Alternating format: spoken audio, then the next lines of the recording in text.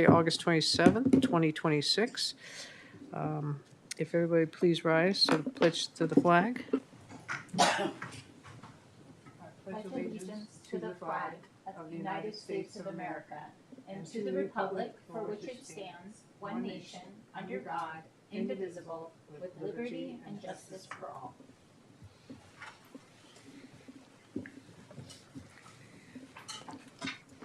All right. May we please have a roll call? Dr. Valerie Francisco Menchavez. I'm present. Gabby Maxman. Here. Adrian Tissier. Here. Natasha Opfel. Here. Lizelle Chan Lucero. Here. Okay, thank you very much. All right. Does everyone want to just take a minute to look at the minutes if you haven't already?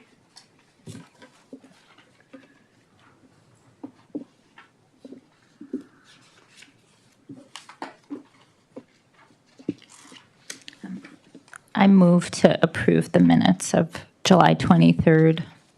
Okay, we have a motion. Is there a second? I second. Okay, all in favor? Aye. Any opposed? Hearing none. We'll go to oral comment. Are there any public speakers this evening? There's a young man out there. Does he want to speak? Okay, we'll move on to communications. We're going to have a presentation by HIP Housing by Kevin Joyner. He's the HIP Housing Community Outreach Specialist. Welcome, Kevin. Okay, just to start, can everybody hear me? Yes. Okay, the microphone's always my trouble. I'm just going to move it up oh, there we go. How about now still? Yep, Great. still good. First, just want to say thank you so much for having me tonight. Again, my name is Kevin Joyner. I'm the Community Outreach Specialist with HIP Housing. Before I do dive in tonight, again, it's a pleasure to be here. Before I was with HIP, I was a staffer of Supervisor Canapa, so always being back in Daly City has always been great to me, and I'm very happy to be here tonight. Tonight, I'll be very brief, but I am here to share some of our programs that we are offering at HIP, to tell you a little bit about HIP as well as, again, to spread awareness about how crucial housing is within our county as we move forward. So to start, what is HIP Housing? HIP Housing, we are a nonprofit that has been around for, I know I don't look it, but around for over 50 years. We have been in San Mateo County since 1972. And in that time, we have helped workers, residents, and seniors find and maintain affordable housing within San Mateo County. We do this through a lot of our social housing programs. Tonight, I will go into housing readiness as well as home sharing, but we do offer a lot more than that. I just don't want to take up your time. And we also do offer our housing properties that people can join on our wait list at any time. I will also like to mention that we don't charge for any of our services, as we are a nonprofit and we are trying to keep workers here local. Just to start, our housing readiness program empowers San Mateo County low-income older adults who are 62 and up and are making about $1,800 or less per month. With that in mind, experienced staff, volunteers, and interns will support our older adults who contact our agency to help them become more housing ready. Now, what does that look like? A lot of times we see our seniors sell their houses, they've been here for a while and they haven't even looked at the housing market. We know how overwhelming that can be. We know how stressful that can be, and we know how tiresome that can be. So we wanted to take that middle person out of this. With that in mind, what we're trying to do with the housing readiness program is with any senior who is, again, 62 and up, 1,800 or below, if they enter the program, we can either meet them at HIP Housing, we can meet them at their home, or we can meet them in between at maybe a Starbucks or a local neutral location, and we can go over their housing debts and budgets. We can have them look out for online scams. There is a ton of them out there that trick me all the time, and I can't even imagine. But that Atherton $500 two-bedroom looks great doesn't exist. But making sure our seniors are up to code on this and know what to look for really goes an extra mile. With their permission, we can also not only sign them up for housing applications, but we can really hold their hand with on-case management with helping these seniors, of course, transition into housing that is secured and agility. I would also say I love the contact who works housing readiness. She is from South San Francisco originally. Lorraine does an amazing job with these seniors and really helps them get adjusted and get into a place of living. I will like also to mention with the Housing Readiness Program, we do have a scholarship with the Navigation Center in Redwood City. If seniors enter that scholarship, we can help them transition outside of the shelter once more into the Housing Readiness Program. And I believe, I can get this answer for you, of course, but I believe it is, they would not have to, be the 1800 or below, or they do, but again, through the scholarship, we can help them transition out of the shelters. Tonight, I would also like to go into our home sharing program. Now, home sharing's been around, if you've heard about HIP housing before, home sharing is our bread and butter. I mean, it's been around since 1979. And what we do is we match providers who have rooms to rent out in their house, their apartment, or their accessory dwelling unit, or ADUs. I feel like we've been hearing about those a lot lately. And we match them with seekers who are trying to find rooms to rent out. So we are kind of like matchmakers.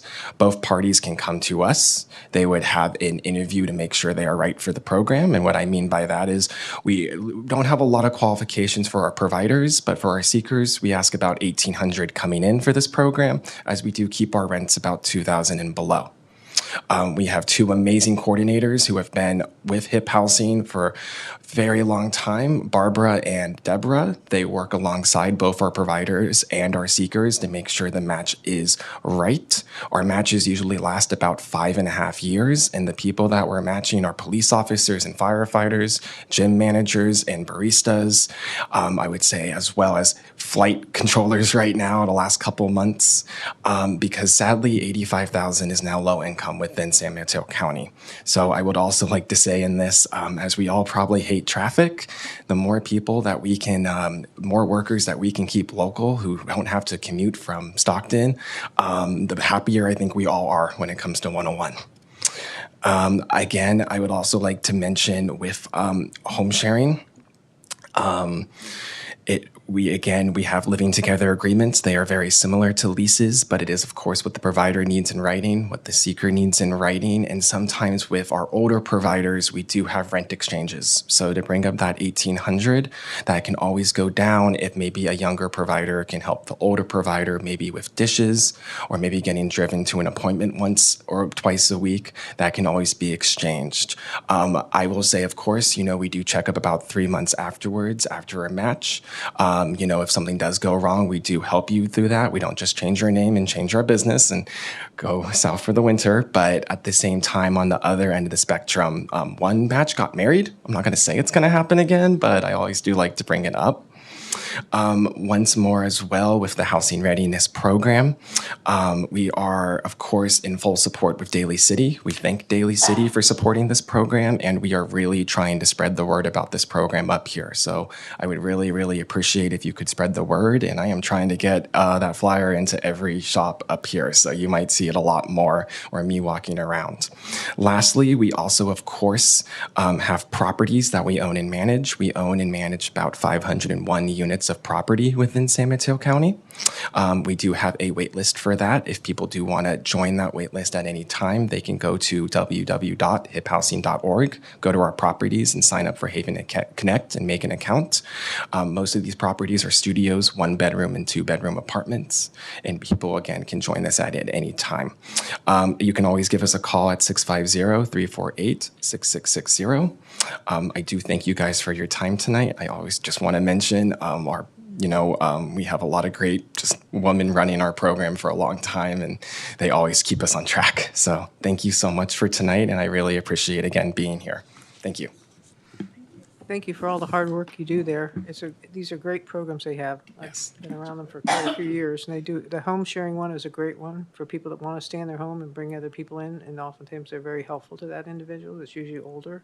So it's a great program. I mean, all your programs are great, but I'm more familiar with that one because I did a lot of work with the seniors. So It's a terrific program. So I will say the Housing Readiness Program has been around for only 3 years now. It's our newest program, but it is really thriving, and we're really trying to, of course, get those seniors that really need it. But yes, when it comes to home sharing, as affordable housing is, yes, being built, it takes time, it takes money. This is a really, really good way to use the housing that we already have. It's a really good way to connect older generation with younger generation and just build connections overall. Thank you. guys. Any comments, anyone? Yeah. Please. I see you have a Spanish translation. Do you have Yes. a translation in Tagalog? So I am trying very hard right now. We are trying to get some volunteers. We just got it translated, the HRP flyer, to Mandarin. Okay, And yeah. we are trying to get it, I'm trying in the process of getting it translated to Cantonese right now, but I will take that. We're trying as much as many Absolutely. languages, Yeah. but I mean, yes. in Daly City, there's a formidable Filipino population, and many of them are aging migrants. And so I think, like Madam Chair has thanked you for this, I think this is a huge issue in the Filipino community in Daly City, and I think it would be really great if some of these flyers could be, Yes. both in English and Tagalog. So again, that is the process. We're just a little bit slow right now, I will admit that. But yes, to come, we are trying to get it as translated as fast as possible, just to make sure we reach every field of course, San Mateo County, because we want to make sure people can stay here, can flourish here, Yes. and work here. And when you have that translated in Tagalog, if you could forward it to us, I would be grateful. I would be very happy to. So Yeah. thank you. Sorry, I have one more question. Yes. Do you currently work at all with JFCS in Foster City, Jewish Family and Children Services? I believe we've tried to get in contact ever since I think, been here. I'm not too sure. I can get that answered for you. If you're not in contact, I think it'd be a great organization Thank because you. they have a number of different senior programs for seniors within San Mateo County, and I think that there could be a good connection there. I do really appreciate that. Thank you.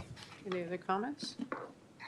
I have a question. Please. Maybe not for our speaker, but your conversation really just inspired me to think, especially when you mentioned ADUs. Daly City lot sizes are so small that a lot of folks don't even think they can have an ADU. And I know as the ADU laws are getting more and more relaxed or just like more seamless to do, I was wondering if Daly City had any intention to do some there are cities that have like ready-made plans that will get adopted and not have to do like housing inspection or anything or building code stuff. What is Daly City doing about ADUs? For not being heard? I can definitely find out from the Yeah. Department of Community Development to find out what they're doing with ADUs. Yeah, because you might want to do something like this and not have enough space, but like, oh, my garage or something. I don't know. It's just really a cool program, and I'm like, you. but I don't have space. Maybe I could make space. So I will just share again, I'm not sure with Daly City right now. They have fully sponsored the Housing Readiness Program. That is my full point for tonight, of course, getting the word out about that. And we're really, really grateful to have that. Of course, they have supported home sharing. And I mean, every city within San Mateo County has just been wonderful to us and has always stuck by with us. I will just like to mention with the ADUs, that is under our home sharing program. And a lot of the cities that we are working with is mostly to fill their housing element requirement. So just to share some, again, Hillsborough, Atherton, Portola Valley, and San Bruno has also just signed on.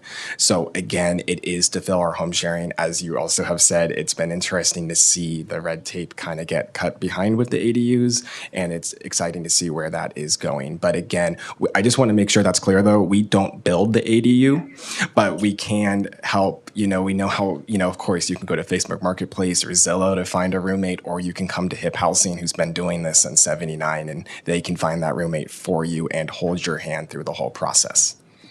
Good point. Thank you, Kevin, for being here. We really appreciate this. Just thank you so much for having me and hearing me tonight. And please, I will just lastly like to say, Hip Housing is actually at their permanent headquarters now. So we actually bought our own building, which is really nice. And we are located right across from Central Park in San Mateo, 111 E 5th Avenue. Please come by. You guys are all welcome to come in. We're still figuring out the kinks, but it's been wonderful. I just wanted to leave some of our flyers, if that's okay. And Of again, course. Sure. thank you so much tonight, guys. I really appreciate it. Thank you.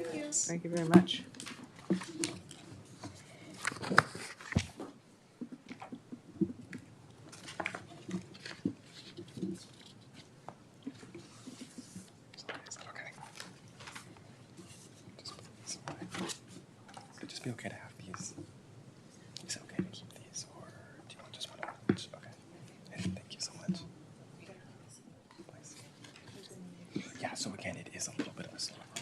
soon as we get it, it's going to get sent to you guys. I'm talking.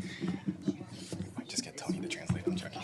But thank you, guys. Thank you again. Have a great night, guys. Okay, we're going to move on to item number 2, which is two of our subcommittees. First, we're going to start with the engagement subcommittee for the November 5th event updates. And I know we got some information from in our packet. Who's going to start? I can get us kicked off. I have not done a ton on this month because I was on vacation for most of the month, but I know that Lizelle has done a lot. So Natalie put together this flyer, so that's being presented for the first time. I'd love to spend some time just chatting through this first to see, people's first impressions, any edits, anything that that we should get rid of, anything that we should add.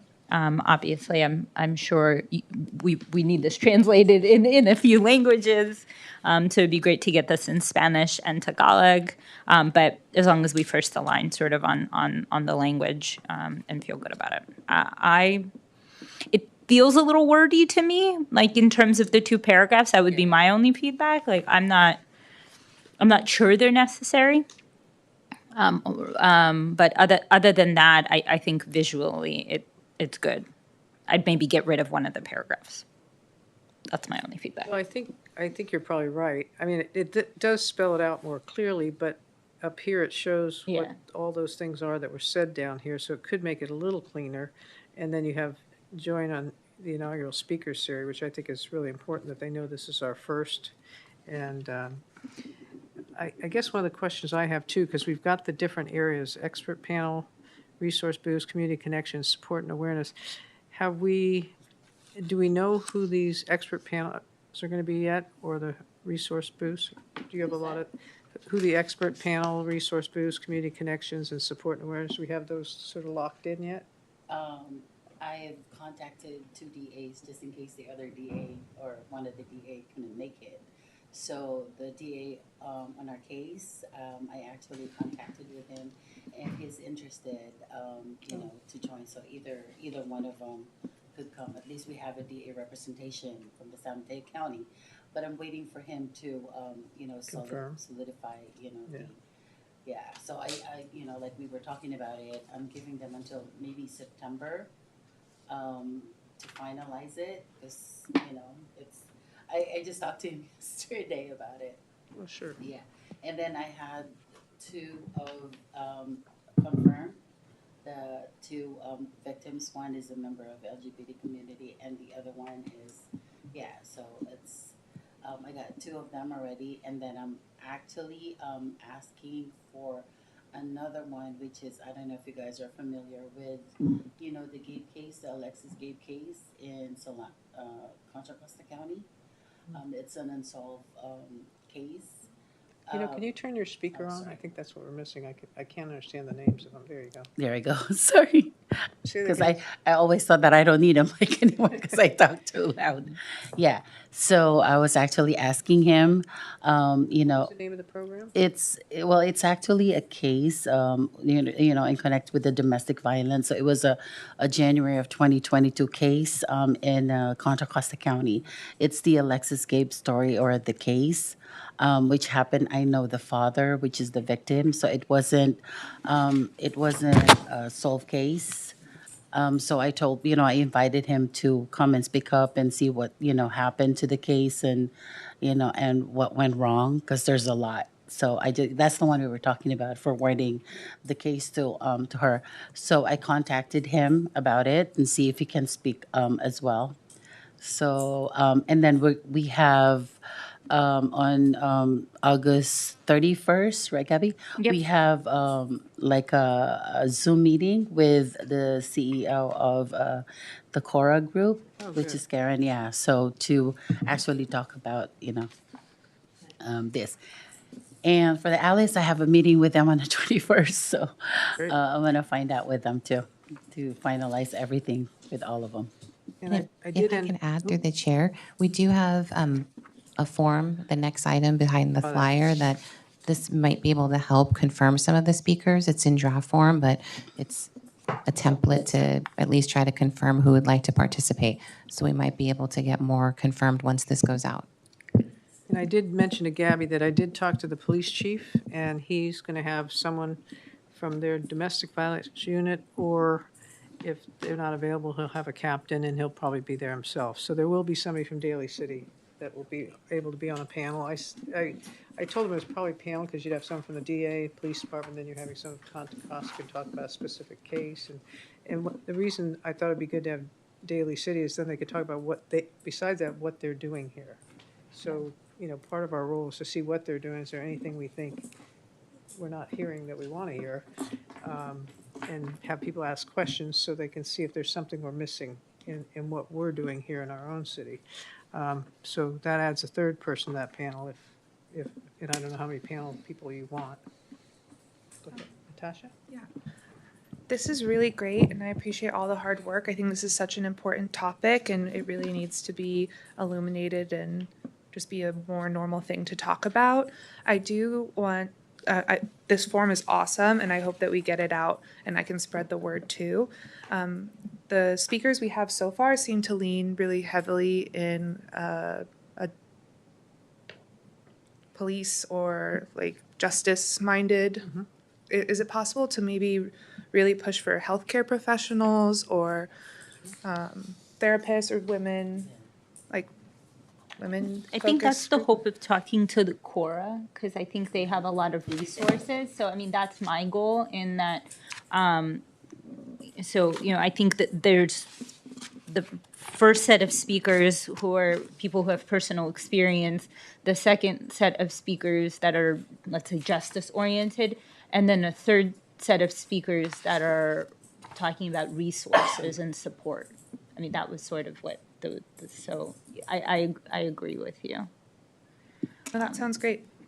Now, does that mean you're talking about 3 different panels, or you just talking some will just be direct speakers versus being on a panel? I mean, we have to look at the timing of. Well, and so I think that's part of the, I mean, we have 3 hours. Right. So I think that there's, I mean, I don't think it'd be like 1 hour, 1 hour, 1 hour, No. but like, you know, maybe like 3 like 30-minute panels where, you know, each person gets, you know, 5 to 10 minutes to talk, and then there's some question and answer. So like, you know, from 5 to 5:30, people are getting settled. From 5:30 to 7, we have you know, the various panel discussions, and then from 7 to 8, there's sort of, you know, people are whatever resources we have, snacks and, you know, schmoozing.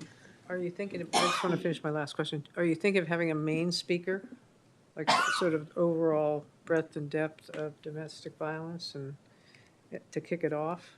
On that note, I think also, I mean, since we have like multiple vantage points, I would suggest like a more roundtable discussion, like maybe putting a question out there and then, you know, from the different perspectives from survivors to like police and then healthcare and organizations, like that might be able to have an actual community conversation as you have here, rather than like one person doing like a keynote and then everyone contributing sort of disjointed separate talks. Just something for y'all to think about. I guess my only reservation to that would be that then somebody needs to mediate that conversation. So I don't know if we have that person identified, if we have somebody who would participate in that way. I mean, it could be one of us. Yeah. Yeah. I can. I can get all the questions and then present it to the panel. And even to us, like we could help you put those, or, you know, review them. I guess my reservation, like, do you feel, have you mediated conversations before? Have you participated in something like this before? Well, the only thing is you have to read the question, right? Yeah. That's the only thing, I mean, right? if that's all you're thinking, just somebody to sort of, and like, Moderate ask the questions. I don't even know if my mind, like, you know, like, because I was thinking that the panel's right there, and then, I mean, community and everybody, you just have, you know, because or just write a question or pass on the mic to somebody who wanted to speak up and ask question to the panel? No, Right? that what I meant, that's like a Q&A portion, Yeah. which is totally great. But what I was thinking, like, is that someone is asking for a particular theme, like around like what is considered domestic violence or intimate partner violence, and then the panelists could address that. And then that moderator could maybe, say, okay, great, thank you, make sure everyone gets a chance to speak, does a little timekeeping, and then move on to the next question or theme. Oh, so one might Because be if we're different. marketing it as a community conversation, then it should feel like a conversation, Then maybe we change the marketing. I mean, my concern is like I don't feel equipped to Right, have that. I would feel equipped. Okay, so you want to? And I have done it before. Okay. I'm happy to work with Lizelle to do it. Okay. Lizelle, also because you have relationships with so many of the panelists, I think that it would be a really beautiful way to have a conversation since they're already warm to you and your knowledge of their work. And I think you'd do great. And how are you going to Agree. learn if you don't try? Agree. No, the only thing I'm trying to avoid is actually being personal, like my own question. Yeah. Maybe that helps you when you're in charge of the questions. You don't have to answer anything you don't want to. So, And Lizelle, I'm happy to back you up, to help you with the questions and Okay. get prepped for it. So with a third person on the subcommittee, like, do I need to step off the subcommittee? Like, how do we manage it with 3 people now? I wouldn't join the subcommittee. I'd volunteer for the task to help Lizelle. Oh, in the event. Okay, Yeah. sounds good. Just in the event. I'm clear. I think what might be helpful in the beginning is maybe we work up some of those questions so you know what the questions are Right. that you're going to ask. And you're going to cover a variety of issues around domestic violence. And you'll have all those experts there. So when you have that roundtable, that I don't think that's a bad idea at all. What I do think is I almost think you need a keynote speaker to kick it all off. Then you have the roundtable, and then you have the resources. So if you knew someone, like I went to one of, it wasn't Cora, I can't think of the name of the group, and it was in Colma, and one of the council members had been through Joanne Del Rosario, and she kicked off this event that they did around domestic violence. This was years ago, and she herself was a victim, and it was well done because it just Isn't that Alice? Alice, that was it. And so it was really a great way to have someone kick it off to kind of frame the evening. And this is what I went through, and then you go into this panel discussion and have the questions ahead of time, and have all these experts talking about it. And then, and I'm just using her as an example. It doesn't have to be her. Someone might know someone else that might want to do that, but then you do this sort of roundtable discussion, question answers, and maybe some questions from the audience after we do our questions. And then you do your resources, and you're also going to have refreshments. So while they're doing the resource, maybe you do resource. Then that takes up to 3 hours. And by the time you check people in, and this panel might be more of an hour because you're dealing with all, instead of the half hour, it could easily be an hour, maybe even more. You just don't want it to go too long so people lose interest. So I'd say an hour with all those resources would be reasonable. And we have to set the time frame too, and I think it's nice that you'll offer to help, because I think we all have to be sort of hands on deck here, because this is a lot of work between now and November 5th. So whatever we do, we need to be helping the committee. Like if I need to call somebody, I'm happy to call them. We're not doing anything where we're doing the Brown Acts, just offer to do something like you did. I don't think that's an issue at all.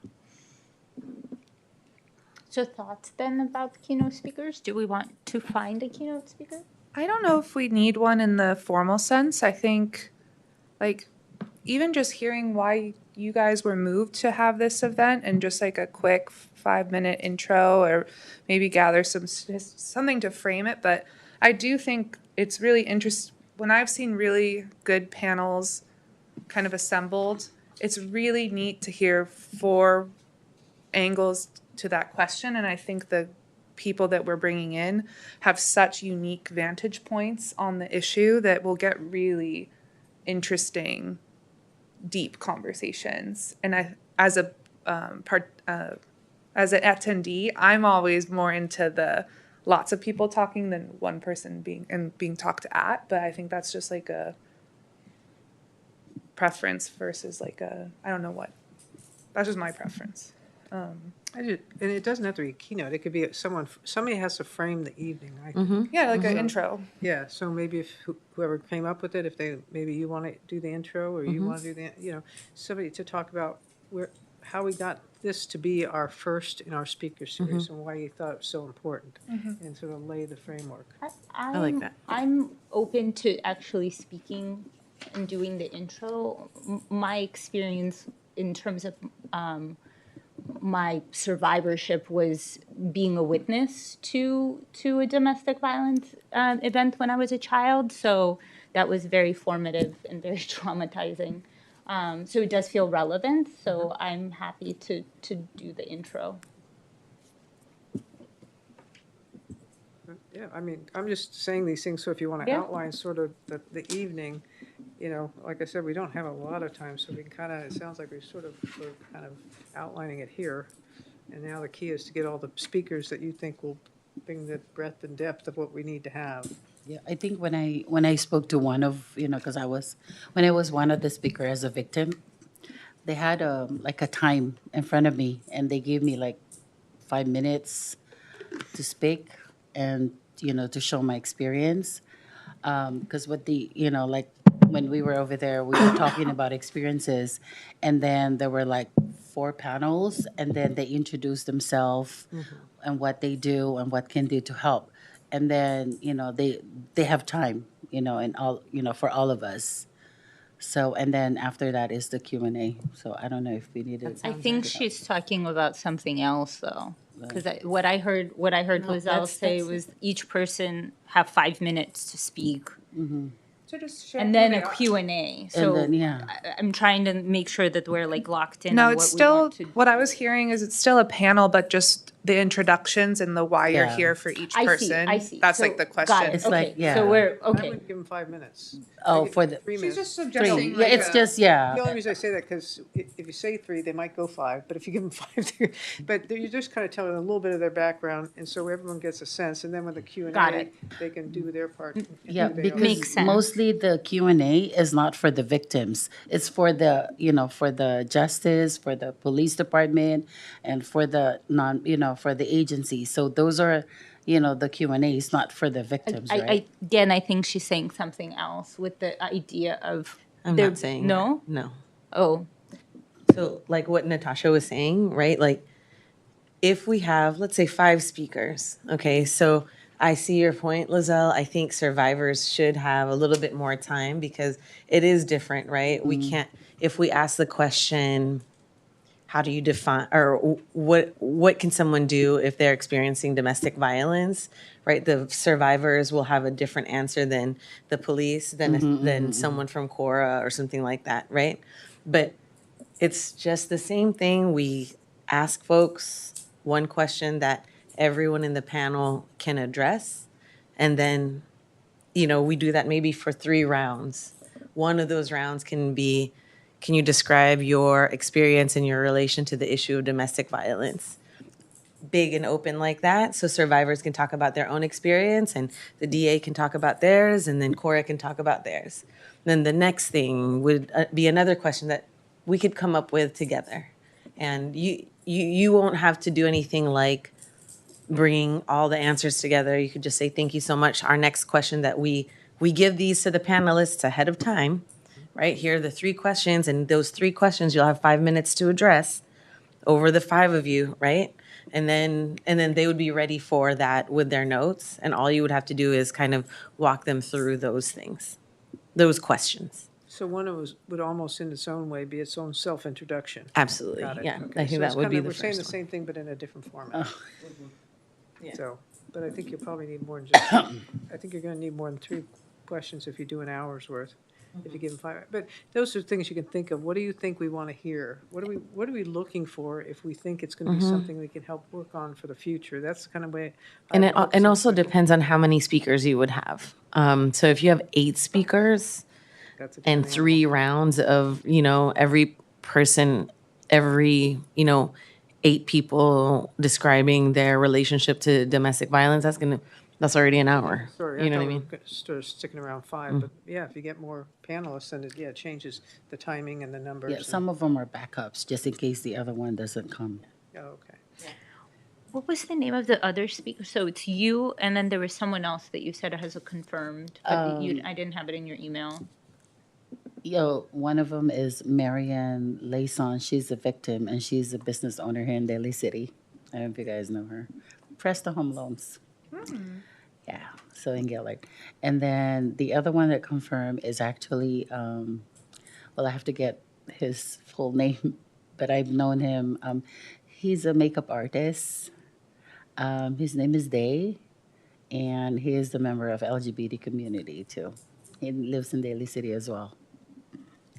Yeah, so those are the two. Yeah, And you it's mentioned- just, huh? So you mentioned Cora also, have you talked Cor- with no. them? We're talking Cor- to them on Monday. On Monday, yeah, we have a Zoom meeting with them on Monday. Yeah. Okay, And then you're waiting to hear back from Gwyn Gabe Yes. and Lucas King. Yes, And and then Francisco Brosas too.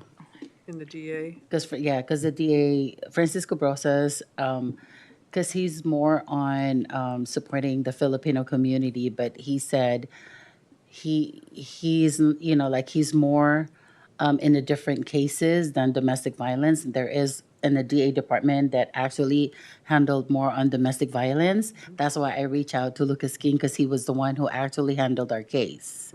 So, and he responded to me, said, I'll get back with you on it. Yeah.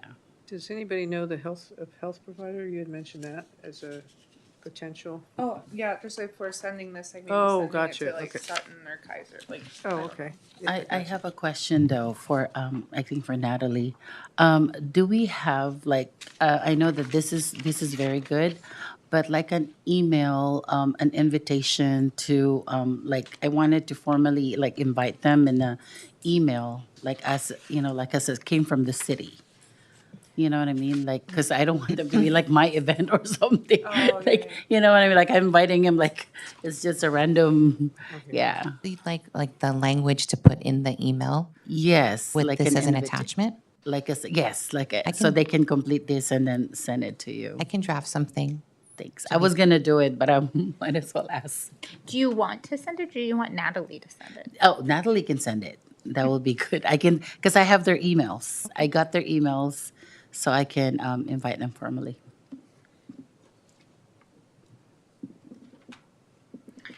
So then based on that, we have 1, 2, 3, 4, 5, Did you put DCPD? yes, 6. So that's 6 panelists And who- without any health care folks. Ideally, we have 2 or 3 of those. So it's going to be like 8 or 9 people. So when I've moderated before, even like 10 people, the first you can be, and I'm sure Valerie, and when you work on these questions, then you can have questions for specific people, like break it out. Not everyone needs to answer each question. That's actually like a common thing that everyone wants to answer, but then moderating, you're like, for you, or for these two, for the healthcare, and then you just kind of section it off. And I think once you get the final RSVPs, that will be when you design it, and Yes. you guys know how to do it. So You know, everything's plannable once you get those final locked in people. I'd be happy to check with the San Mateo County Health Department on a health provider. I mean, they see a lot of people through the emergency room, they see a lot of, so it might be a good way to find out who handles, who is it at the county that handles folks that have come through? It might be the emergency room doc, for all I know, but somebody's handling it, so I can check that out and see if there's someone specific or a couple of them, so we could get one of them to come and talk to us about, what they've seen over time and what they're trying to provide for them when they get there and what the follow-through is, things like that. I mean, I'll see what I can come up with. We'll ask Cora on Monday too if there's anyone specific that they work with or have some sort of connection with. Oh, sure. Yeah, they might know specifically. I just know that some people at the health department I can talk to, so. Okay. Is there anything else you needed to share? Have we talked about logistics or anything like that yet? One of my Oh, there questions you was go. just on that. Just to get back to the flyer, I did hear that we should remove that second paragraph. I just wanted to just confirm that first. Okay, that'll be removed. And then as far as the little icon for resource booths, Huh? is that something that you'd like the speakers or the presenters to have access to for logistics in the rotunda area? So there's a table for, like for Cora or for the police department or Alice, whoever's going to be. Could be, even if they're not speakers, they could be, if we know people that have resources towards this, they could be there at the table. Maybe they aren't going to be the speakers, but they might have resources. Yeah. I think that's sort of the next step of this. Like, we'll talk to Cora on Monday, see if there's other organizations that we can reach out to. Like, ideally, we have 4 or 5 resource tables and then a snack table. Refreshments, yeah. The resource table question's on the form too, so maybe people will opt into only that. I think the key is sending this to the right people, right? And we need to identify those first.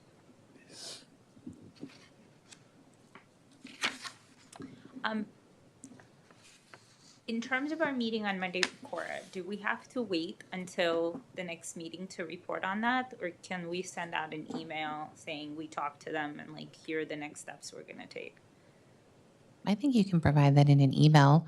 I've been summarizing, and I can also summarize what we've discussed today, and then also just make sure if you want to send me that information, I can include it in that.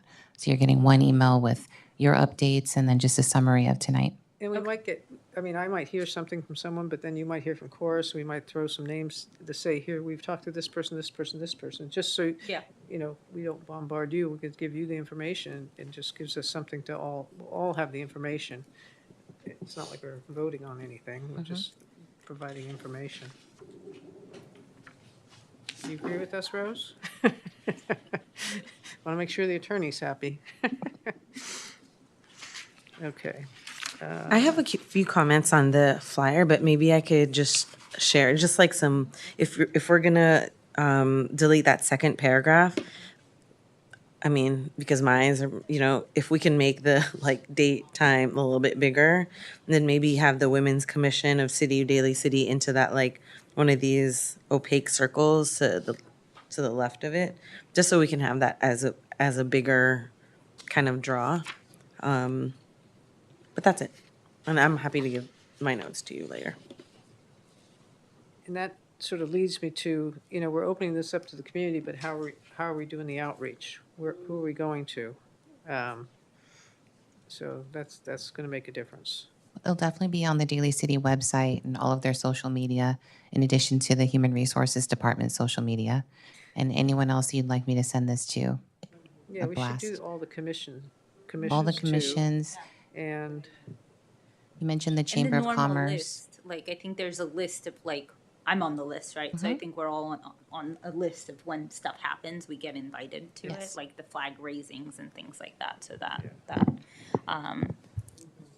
and there's a lot of different groups we'd have to think of, like PBRC is one. There's a lot, we have to think about all the different groups that exist. There's as many as we can, at least. And that might be something that you could get from the city manager's office, because they have different, we have different events for different groups and things like that. And there might be a list of all those different groups, and, at least get the flyers to them. And when does the next Daly City Wire come out? Can we get it started putting it there and towards the top, because the Daly City Wire is becoming like a CVS receipt. So if we can move it up to the top, that'd be Talking about great. the newsletter? I can find out. It's the Daly City. It's not. Well, there's the newsletter that we get mailed, so that's one. But then there's the email version of it, which has become like a CBS receipt of a lot of different. more it's information that's in the- this and this and this and this partnership and this and recycle your e-waste and it's never ending. So it'd be great to get this towards the top, because I think people's attention spans are pretty short. The other group that would be good is the chamber. They Oh, yeah, all yeah, the time, Felicia, they put their list out of all the events. It's just not the chamber events. They list a lot of things in the Daly City, cities. so. Getting this to Felicia would be great. And maybe get the flyers at the library. Yeah. And the senior center, I mean, that would be a good one, all the community centers. We can definitely interoffice this to all the departments, Oh, recreation, libraries. Okay, great. It's another not related to this, but we want to make sure that the HIP flyers are at Dollinger and at what is it, in Bay Shore, what is it called? Well, the Bay Shore Community Center. The- Oh, is it- Friendship, Bay Shore Friend- Friendship yeah. Group, yeah. And then you have Lincoln Park, too. Yeah, in Lincoln Park. We'll have- Sorry, not related to this, but just got me thinking.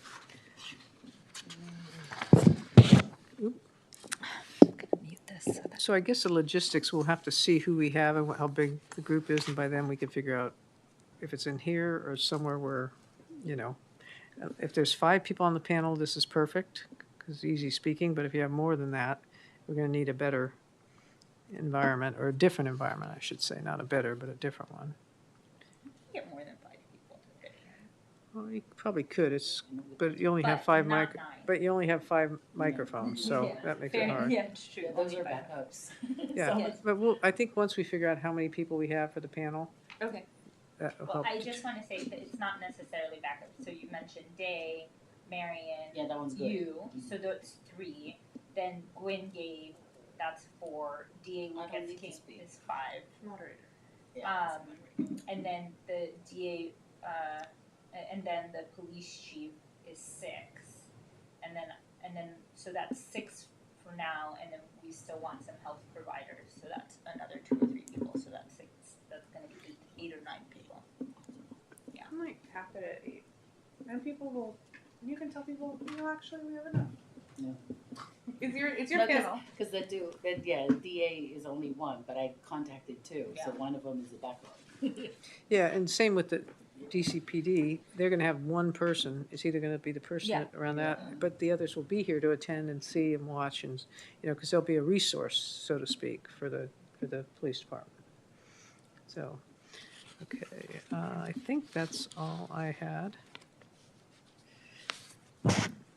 If anybody thinks of any more places we should put these flyers or get them to, we should send them to Natalie.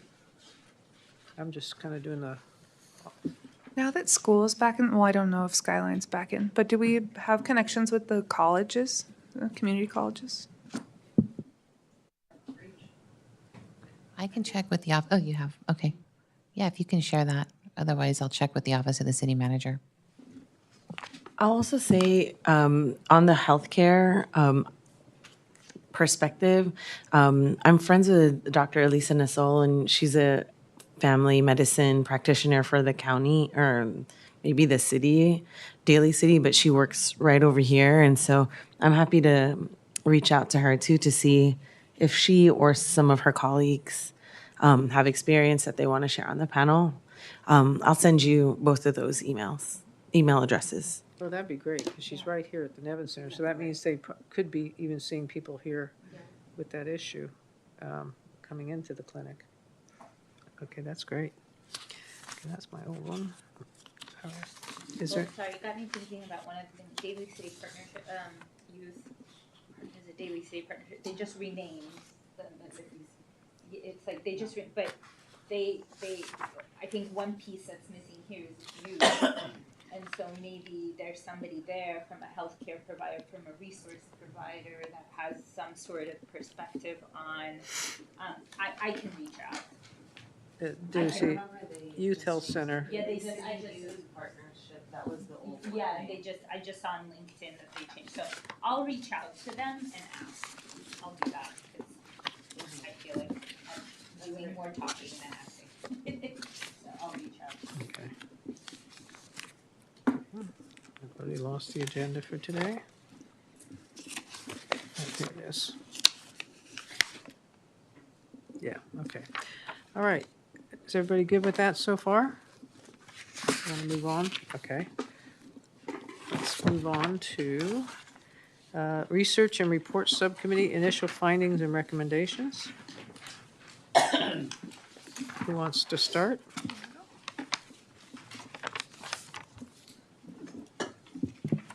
We'll just vibe it out, for lack of a better word, and I apologize if I am extremely sleepy today, so I'm a little less articulate. I'm happy Okay.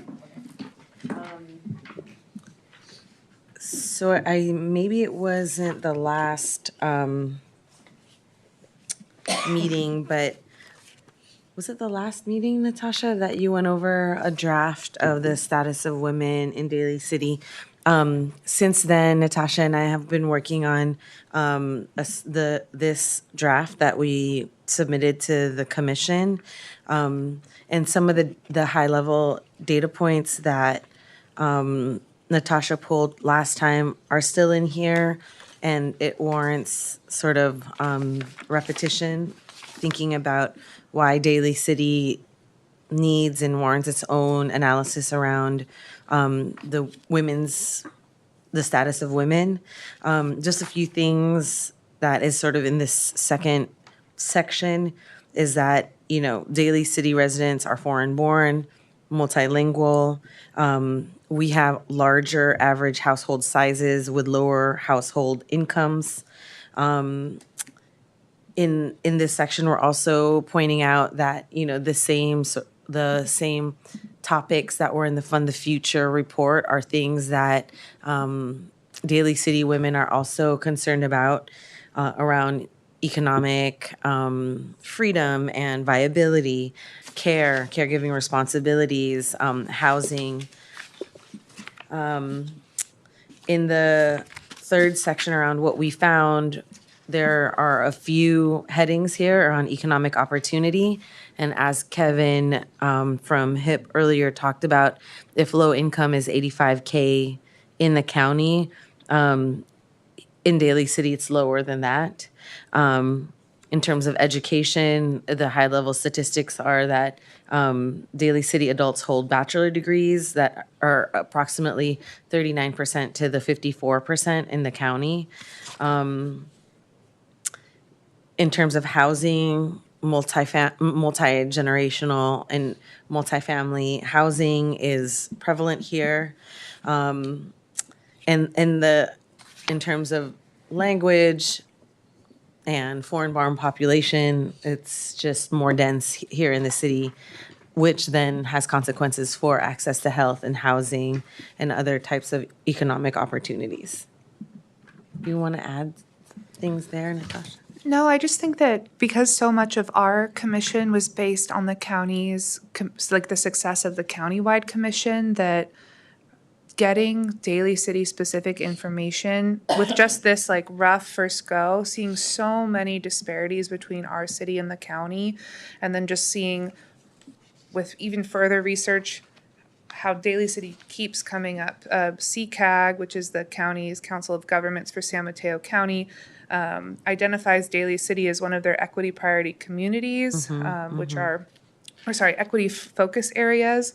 It names that Daly City has a history of so much just really interesting rationale on why it might be harder for Daly City residents, especially Daly City residents of color, to have the same income attainability and things like that. So I do think that we're just asking if there are resources or if there is interest that we somehow, because we don't have the resources to do it just as two members of this commission, look deeper in this topic, because I think it would inform a lot of policy decisions to know more about these issues. I think in terms of those policy decisions that might fit in the county level, because of the disparities between women in the county versus Daly City, those same policies might not work for the women in Daly City. And so I think this is us trying to cobble this together with full-time jobs, trying to raise young kids. I think one of the recommendations that we have is that there should be more time, resources poured into really thinking about what is the status of women in Daly City. And if you will allow me to dream, right? Maybe a year or two, maybe the speaker series is a conference on the status of women in Daly City. Instead of a 5 to 8, we'd have, a 9 to 2 symposium around housing, around economic opportunities, that has interpretation or translation services, that have different organizations who serve the women and children and families in Daly City present, right? And that the report would be shared in that way, right? As it stands, 2 volunteer commissioners on a subcommittee will not do, because this is what we could do, and we don't have the resources for more. But future recommendations would be doing a quantitative analysis, maybe even of secondary data, and then the collection of maybe focus groups or interviews with women in Daly City. I think I also want to say that in our findings and just in our conversations working on this report, I think it would be important to say that, the link between the Women's Commission and City Council, there's a lot here to explore and clarify, given that we are the, inaugural Women's Commission, around how we can weigh in, how we can contribute to discussions at the city county level, or not city council level, around the issues that affect women. Yeah, I can't push this button very well.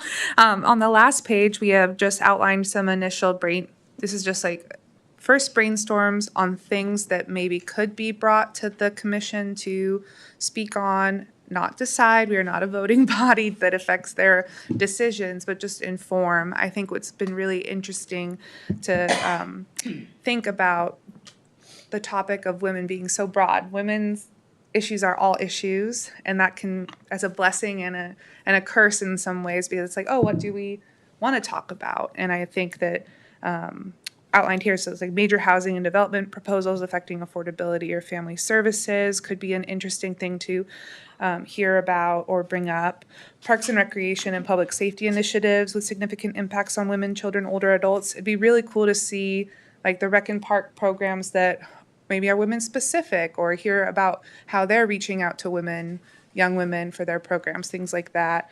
I think it's interesting about the decision around, not to bring up a hot topic, but the Westlake Park being privatized, when that's one of the few green spaces we have for many families in that area. Women facing heart disease is one of their top, mortality issues. Like, we need access to like that's all related. And I think that I would just really want city council to think a little bit more about how to use the brain trust we all have here to maybe inform or just speak on some issues. So I have a thought. I don't know that I can agree with all this yet till we kind of dig into it a little bit more, but I do appreciate what you've done. One of the things I was thinking of is, kind of like we're doing with domestic violence, we're getting information in from the public and from a panel, and then having people talk to us about what they've seen or done or things like that. It strikes me as one of the things we could do around this, rather than trying to do all these comprehensive studies, is actually have a town hall meeting for women specifically and talk about the different topics. I take this from experience at the county. If you get a group of women, try to get as large a group of women and talk about what they're facing, and you start hearing specifically from the community. I mean, they're always doing comparisons with the county and things like that, but I think if we're going to do speaker series or a town hall meeting, actually hear from the community themselves where they think they need more help. Because some of the things I read said, oh, well, we have these large families and it's hard to feed them all. We don't make enough. Well, that's different than if it's just 2 people in the house. You'd have a larger pot. But since you have multiple generations, there's a lot of different things that happen here in Daly City, because there's a lot of multi-generational families that live together, which is a wonderful thing, but it makes it harder also from an income standpoint. If the grandparents aren't working, but now you're trying to feed 8 people, that's a different comparison than having a household of 4 against 4. You know what I mean? So there's different things. I just think there's a lot of things we want to hear from the community. It's kind of like those listening things. rather than just data-driven. But I do think some of this helps. And, you know, there's a couple things in here that were suggestions of things that were, you know, they weren't specific, but they were somewhat suggestive. And I just think I'd like to spend a little more time digging in on this, maybe for one of our next meetings, and talk about, you know, how we can get more of the input from the community themselves than trying to tell them what they need. I just find it more effective that way. At least I've seen it in the past, because that's when legislation comes up, or recommendations to the council. We heard from 100 women that the biggest problem here in Daly City is XYZ, rather than trying to say, well, look at these comparisons here, now what can you do for us? You have to give them something to support, rather than them having to tell us, you know, what to do.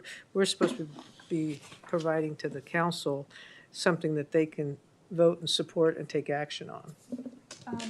I have a question about that framing. I have a lot of experience as a community organizer and know just how much work it takes to do that sort of effort, and to make even a town hall, which would be awesome, or a symposium, that's like a one moment, impossible. Like, community organizing has to be done constantly, over and over, in perpetuity, and that is not something that we as volunteer board members can do or run.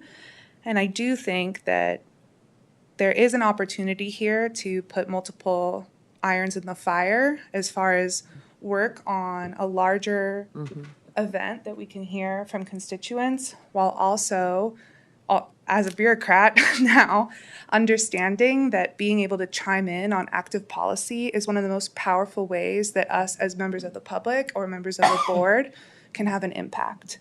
And I do think that this style of participation by a committee or commission is nothing new.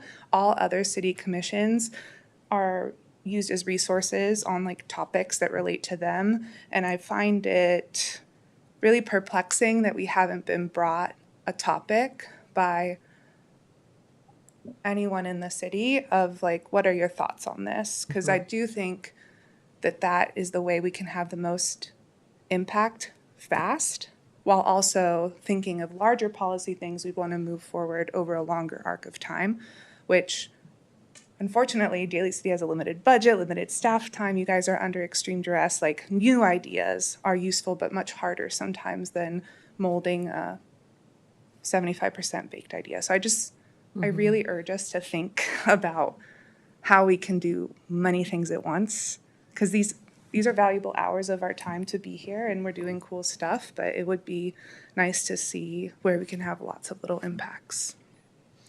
Do we currently have any examples of any other commissions where the city is coming to the commission with some, like when I think about planning, right? I think planning discusses something and then it's brought to the council. Do we currently have any commissions where it works the other way, where the council is coming to a commission and asking them for recommendations or ideas? Because my feeling is there is. Which The commission? Small Business Commission. Is that, The Small Business Commission. Yeah, they are. I'm asked looking to- at Rose and she looks confused. So as the city, So are you asking us, or are you asking I'm asking. Rose? I'm looking at Rose. Okay, so I'm sorry, Rose, that I didn't know that question was to you. I'm sure it's it, but like I'm just trying to get data. Do we currently have examples where the council is coming to a commission and asking them for perspective, advice, review? The reason Point of that clarification, I don't mean the council, I mean city staff. As someone that also sits on the Daly City Bicycle and Pedestrian Advisory Committee, we get designs brought to us to comment on ahead of their construction, ahead of their formal design. And we don't get to decide if they get built or not. We just share our opinion. And Shirley hears us and she goes, cool, thank you, and does what she can or cannot with that information. So it's not council members coming to us. I mean city staff or city policy. Well, in a lot of those type of commissions, for instance, the Planning Commission, so it's legislatively mandated. So a lot of the developments have to come to the advisory board before it goes to the council, because it's a requirement. the state law. So, but in terms of your question, I have not seen it where the council comes to the commission, because the commissions are designed to be advisory. And so they really are looking to the commissions as their appointees to bring recommendations to them. That's how I usually see it. I have seen the complete, like, I don't know if, maybe it's the verbiage, but the Rec and Park Commission, they comment on Rec and Park policies that are happening or things that might be taking place in the future, and they give their opinions on it. The Small Business Commission comments on new business ideas, or like the grocery outlet that is going in on top of the hill, and they just shared their perspective about potential impacts to the community. Or like the Small Business Commission has consulted about the contracts around who gets to service like the DCPD cars, right? And how we can keep that there can be like a ticketing system, right? So there has been ways that commissions, as you said, have been asked for recommendations. We've sat on this commission for a year and almost a year and a half, and we have not been at all approached about any of the things that we've said. And actually, maybe the bike and, I'm sorry, can you say the committee again? The Daly City Bicycle and Pedestrian Advisory Committee, it's a long one. Is a women's issue. Is a women's issue because many women walk and bike their children to school and home. That I consider that a women's issue. The grocery outlet The that's Magic on Bridge Park. is a women's issue. Like, I'm sure dads do it too, but there's moms out there too, and there's nannies that go too. So all of these things are women's issues. So I think, not to belabor the point, the report that we put together, we're asking the commission to read it carefully and look at our recommendations. We are almost 10 minutes over time. I'm happy to take this up at the next, at our next Women's Commission meeting, just to think together about the purpose of this commission and what other types of impacts we can make in conversation with city staff and to inform the policies for the city. Well, I think the other thing you have to remember, and if you're talking city staff, then we also have to think about what other jobs they're doing to be able to do all this kind of work. So we have to be sensitive to that as well. But I also think from a council perspective, their key things that they look at is budgets, infrastructure, planning issues that come to some of these bigger issues. And, I think the hope when this was started is that we would look at issues within the realm of the Women's Commission. It could have been any of those things. If the bicycle committee said, we'd like to get some input from the Women's Commission on impacts to women, or take that out to the community, the women's community, they could also send those to us or suggest them to Natalie.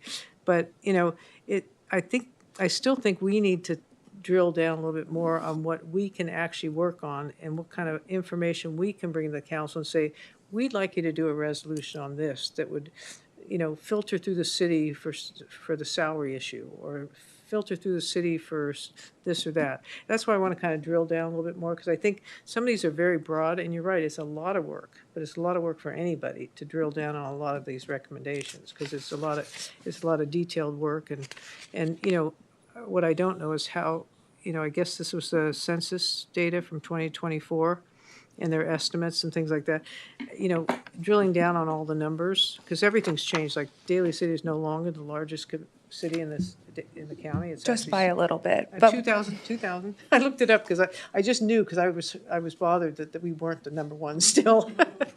But I just think I'd like to just take some time to think about it a little bit more. I think what I've seen on my plate a little bit more is really the commission focusing specifically on our event for November 5th, because there's still a lot of work to be done. And I think if we're not successful with our first event, we're not going to be successful with the next one. So we have 2 months to make this a stellar event and put this all together. It doesn't mean we don't follow up and look at all these things and talk about them again next time, but I think the focus, right now, because it's such a short time period, should really be on that event. and each of us taking a role in that. And doesn't mean I won't go through this and ask more questions at our next meeting, I certainly will. But I think I'd like to see us get through something that's kind of big right now, and will sort of set the path for the Women's Commission for future speaker series, and then, and this is different than the speaker series, what you guys are doing, but we might have to divvy up different parts of your research, and some of us do some of that instead of leaving it strictly for staff, because I think that's a big lift as well. And maybe it's something that we don't pursue further. This was brought up in our strategic planning effort just because of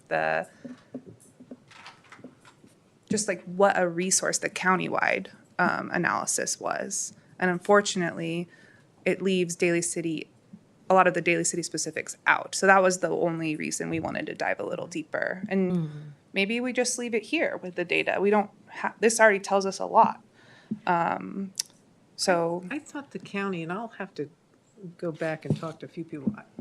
I thought the county, when I was there, we specifically had them zero in on, it was really more North County, because North County has always been sort of the stepchild of the county, because so much business gets done in the south end. And so I'll go back and ask. I thought they had done something more in depth about the North County, which clearly was really, my focus was on Daly City at the time. So, and it was on, when I was on the board, actually, because I recognized the disconnect on things happening here. I just meant on the Fund the Future report specifically. There was not a Daly City or North County specific call out, but there are plenty of North County reports. Was the Fund the Future one the one that Jackie Spear did? No. That was the one- one that the Women's presented it. Commission came here. Oh, and they- that one, okay, I'm yeah. sorry. And then There was another one she did, but I think it was more around children. But there are others that we could, it would be a few years old, but it might have some greater detail about Daly City than even the commission did. I'm not sure, they may have dug into it too. I'd have to find out, because it's been a few years. But yeah, I don't have a problem continuing the conversation, don't get me wrong, but I'm really focused on making sure we have our first event is stellar. And I think we all have to play a role in that too. Yeah, And and you've you already- know, I mean, respectfully, I think the event in November is going to be really excellent, and I agree with you, Adrian. We should all be all hands on deck.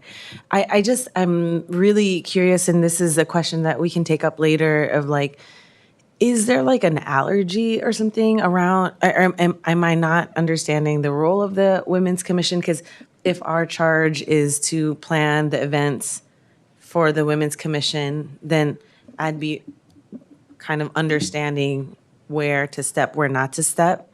You know what I mean? But in the strategic planning retreat that we had multiple conversations around, you know, policy impact and community engagement and things like that. And so I think the research subcommittee was really speaking to trying to complement the Fund the Future report and also speak to some of the other goals that we set for ourselves. If that's not what the role of the commissions are, then I'd be happy to hear that, and so that we could, if we want to leave it to just these 3 pages, then that's it. Then that's I okay think too. That's why I was asking the question of Rose specifically, because I think we just need clarity around process, right? Like when we think about the Planning Commission and that being a law, that the reason that they behave this way is because there's a law. I don't know about the Small Business Commission, but I also once sat on the Pedestrian and Bicycle Committee. So I also know that is also part of the law. So, well, not the law, but there's a mission. There's that's like related to the the bicycle mission is community. related, that like they're not going to like paint roads or create bicycle lanes without the involvement of this commission. Our charter doesn't say no policies in Daly City affecting women will go into practice without the consultation of the Women's Commission. I am for this. I do believe that we should establish a collaborative process. What I was for referring policy matters. Right now, our charter doesn't call for that. And so I think it's more of where where is that written for other commissions, and do we need to have a conversation around what our charter is and how do we do, like, is there even, can you even amend that charter, right? So I'm more thinking about, like, today, based on our charter, nowhere in our charter does it say that we are part of some sort of collaborative process with the council or with city staff.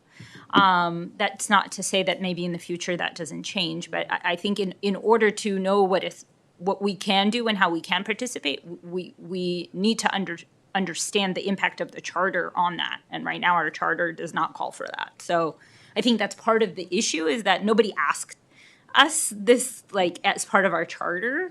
And that's why they don't come to us asking for things, because there's no, the charter does not connect to that. So I think it's definitely a bigger conversation, and also trying to understand what's possible, right? If we feel, if some of us feel like we're not able to do our life's work because the charter doesn't create a larger opportunity for dialogue, like, that's something that we have to, think about.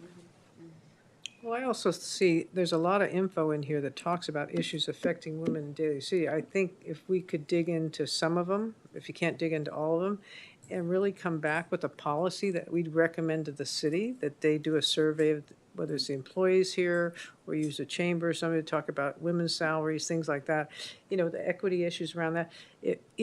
We could bring something like that to the council. That's kind of our role, is find out what you'd like them to try to accomplish as a council, because we don't get to say, you have to do this. We're saying, we're recommending to you that, you take a look at the equity in salaries. I'll just use that as one specific, and it could be, it might have been one of the things you put in here, I don't recall right now, but I think there's a lot of things we can do and send policy to the council. We just have to decide what those policies are.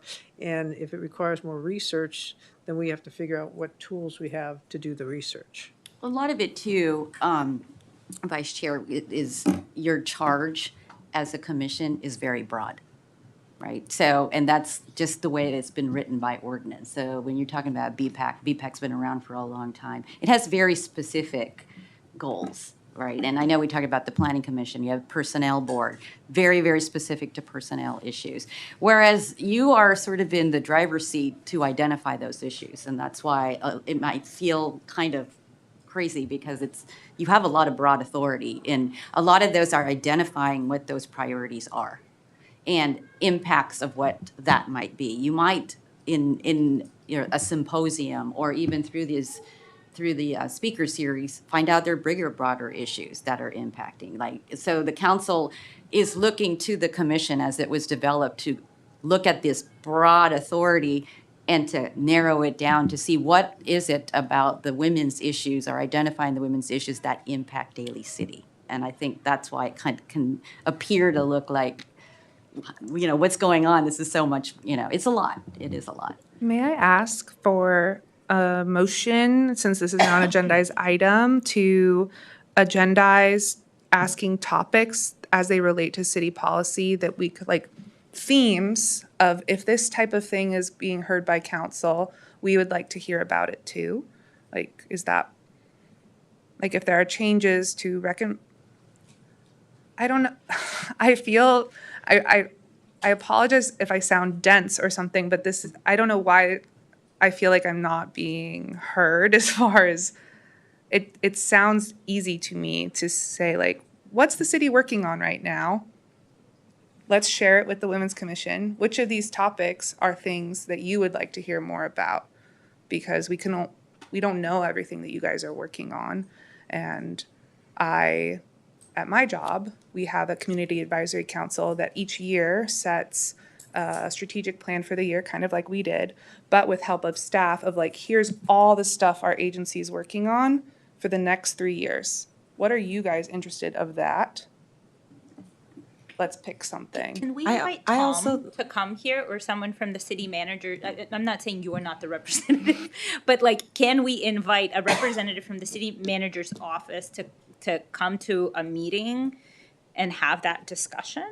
Because in terms of agendizing, no, I don't think so. Like, there's nothing that we can ask to be agendized on the city council. No, No, for our But so agenda. for us, I think if we're gonna agendize something, we should invite someone then from the city manager's office to come and have that discussion with us. But I think we should do it in like, not between now and the domestic violence meeting. Yeah, my one qualm with the event discussions are, if for event planning, we don't have to be a commission to do that. We can actually do it a lot better if we aren't like in these 1 hour meetings. So for the event, like, we can only talk about certain things during this 1 hour. We have to, based on the Brown Act, have conversations here. Yeah, but she's saying that that's not the only thing that we can have a conversation about in these 1 hour meetings. Well, so these meetings are not 1 hour. They can go on indefinitely. They're like, the city council goes until 3 o'clock in the morning sometimes, so there Yeah, is no. we've tried to compare it so it's not too late. Okay. I think there's a misconception on how some of this works, and that's where I'm trying to explain. And I don't know if we need to take up all this time to explain it. I might want to think it through and put it down so I can give you a better sense of how it works. You know, they don't have like, or that maybe they do, and then we could have it. If they had a retreat and said, these are the 5 things we're going to work on this year, and they would share that publicly. But what usually happens with the council is someone comes into planning, wants to build something, staff works on it, then it comes to the council, and we can't really have that until the council has to see it first. They never give staff reports out before. That's maybe a broader picture. But if there's something that the council in general has had a retreat and says, these are the 10, these are our 10 goals, like you're saying they did with the community group, and the agency said, these are the 10 things we're working on, that might be a different story. But the city doesn't operate that way. They get all these things on their agenda because they have all these infrastructure things they want to work on, and staff works on them and then brings them to them. And these aren't things that, well, maybe they are, something, but we'd have to ask if they have something that they've focused on where it's already public and out there, and is there any way that the Women's Commission could understand some of the things they're doing or working on so that we might give input, but not, at the same time, or once we know that's on the agenda, that we can make comment on some things that might have an effect on women in the community. I think Gabby was right that it's not, I think maybe it's just like the words that I'm using. I don't mean council only. The city manager, they got a work plan for the year. Like, what are they working on? The city council might take things that are more acute or something that pops up, like a development or something. That's one thing. But I do think that your idea of inviting the city manager and sharing an outlook of some kind, like a horizon, here's what's coming down the pike, would be interesting. Just like a state of the Daly City workload. And then we can know more. It's hard to know what's going on. I don't think it's necessarily a bad idea at all. I just think what you're going to find out is it's not sexy stuff. They're doing I don't the need Vista sexy. Grand, treatment basin thing, and they're doing the top of the hill thing, and I don't think it's a bad thing to have them come in and say we're just kind of trying to figure out a few things. If there's anything that's kind of long range that you're working on that it might have an interest for us. But I think you're going to find it's more infrastructure related and just not things that you would normally think would come to a women's committee. I could be wrong, but I just haven't been on the council. Right, There's I not- think a lot of it too is narrowing that. I mean, if you have the city manager come in here and talk about everything he's working on with all the departments. Oh, no, It not at doesn't all. necessarily, it's not going to us, well, anyway, to the city, it just appears if you had some identified priorities, and then the city manager can report back how these projects may be impacted by the priorities that you set. Yeah, and I think we have that. I mean, I Yeah. think we definitely, if we were to invite him, we would not say we did as part of the strategic plan identify our focuses and priorities. So I think we can definitely have some sort of dialogue with the city manager's office around that. I still think we should focus on the event first, but I think the expectation of the council is for us to bring things that they should be focused on to them and not the other way around. And perhaps in talking to someone from the city manager's office, we can help maybe understand if there's anything that ties in with our priorities that spark some sort of idea that we can then come to the council on and say, hey, we need a resolution about this, or we need more information. Like even supporting the development of the comprehensive report, the question that I would ask as a taxpayer, like, is why? Like, what is the goal of that? Like, if we're going to invest in that, what do we want the outcome of that to be? Like, what, in order to get that information, are we gonna, raise our living wage to $30 an hour? It's just more of like, what are the goals that we're trying to achieve? So I think there's still more conversations that I think we need to have around that between all of us to then be able to come sort of eloquently and say, here's our request, here's our suggestions, and here is why. Well, I can tell you, the good news is they do have things that are priorities, like affordable housing is number one on the council's list. Just take that and say to yourself, how does that relate to women's issues? But we probably could ask, what are the top priorities for the city council? They have top priorities, and if they're topics that we think we might be able to help input when they come around to, or we make a presentation saying, we've been looking at affordable housing, we think it lends itself more to, male-dominated ownership than it does to female. Do we have any kind of priority for, low-income single moms to get into I'm just throwing that out there. Right. I have no idea, but I do know that's one of their biggest priorities. So, maybe it's not a bad idea if Tom did come and, laid out what the top priorities for the council are, and, and maybe for the city that they're working on, and then gives us at least a breadth of what they're doing, and then we can think about some of these things that might affect them.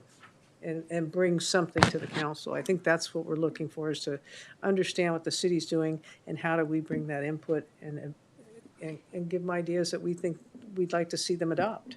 And I think also bringing him here puts us on the radar. I think the other piece is like, you don't know what you don't know, right? We are a new commission. Like,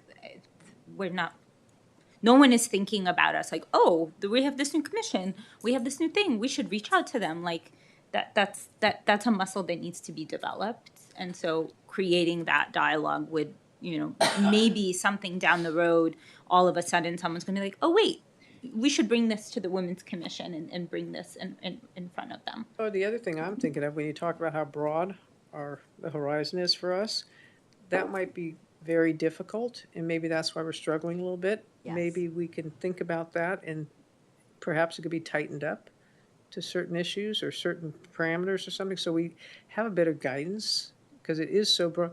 It's so new and it's so different from anything they've ever done in the city. So, that might be something for us to all think about. It's also new for all the cities. You're the first city to do it. Yeah, exactly. And we're So it's the not at only a one county without level. staff, right? So like, And as the you're doing first it city, without right, you staff. have San Francisco that has a department and staff They associated have a with whole it. staff to Like, do it. They're And so- like, the San Francisco Arts Commission is hiring for a CFO. It's just a different, It's it's a different ballgame, right? The county also has staff and an Well, office. it's a city and county, so you Yeah. got a whole other, that's a whole different animal Right. than Yeah. the city and And their I charter think and all that kind of stuff. and the We're budgets. the only one in the county, but I don't think there's a ton of commissions out there that are just volunteer and don't have staff. Yeah, so. All right, Anyway. are we good for tonight? Any other I comment? do want to adjourn in honor of Dolly Oh, that's Parton right. still. We have adjourned a memory. Thank you, Rose, for being here. Thank you, Rose. I wrote something. I'd like to adjourn tonight in honor of Dolly Parton. Obviously, we know Dolly for her music and her personality, but I think sometimes what gets overlooked is how much she did for women and children throughout her life. She started the Imagination Library because her own father couldn't read or write, and what began in her small hometown grew into a program that has now given more than 300 million free books to children around the world. Today, it sends more than 3 million books every single month to children from birth to age 5, regardless of their family's income. And there's other programs that have sprung up as a result of that, including PJ Library. She also put real resources behind women's health care. She helped raise $1 million for the birthing unit at her local hospital in Tennessee, which ultimately led to the Daly Parton Center for Women's Services. That center provides women in a rural community with access to things like maternity care, mammograms, and other women's health services close to home. And she gave millions to children's health care as well, including $1 million to pediatric cancer, to the pediatric cancer program at Vanderbilt's Children's Hospital, and another $1 million for pediatric infectious disease research. But I also think it's meaningful, especially for us as a Women's Commission, that Daly was willing to talk about her own experience. She struggled with fertility and dealt with endometriosis that ultimately led to a partial hysterectomy. She talked about imagined having children and then having to accept that it wasn't going to happen. And instead of letting that define her, she talked about thinking of other people's children as her own. I think there's something really beautiful about that, taking something painful in your own life and turning it into decades of work that made life better for women and children. So tonight, I'd like to adjourn our meeting in memory of Daly Parton and in gratitude for the enormous amount of good she put into the world. Thank you, Gabby. Is there a motion to adjourn? I so move. I second. All in favor? Aye. Aye. All right, our meeting is adjourned. Daly City is